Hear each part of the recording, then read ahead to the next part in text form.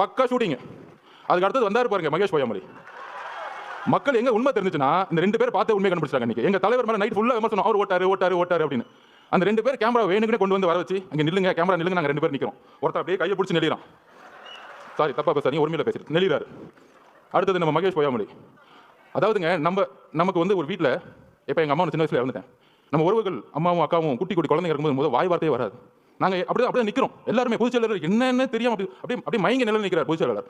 நாங்க அப்படியே நிக்கிறோம். இதுக்கப்புறம் அரசியல் நம்ம மேல குற்றச்சாட்டுகள் எதுவுமே அடுத்த 48 மணி நேரத்துக்கு எங்களுக்கு எதுவுமே தெரியல. அதுக்கப்புறம் தான் என்ன நடக்குன்னு டிவியில பார்க்க ஆரம்பிக்கிறோம். இதுதான் உள் உணர்வு. அப்ப தலைவருடைய உணர்வு எப்படி இருக்கும்? அமைதியா போய் தலைவரோட அம்மாவோட உணர்வு எப்படி இருக்கும்? ஐயோ இந்த முறை சொல்லில இவங்க பண்ற உண்மை என்னன்னு தெரியும். முதலமைச்சர் என்ன பண்ணாரு?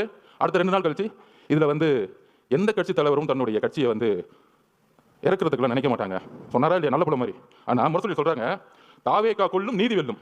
41 உயிர்களை கொண்ட விஜய்.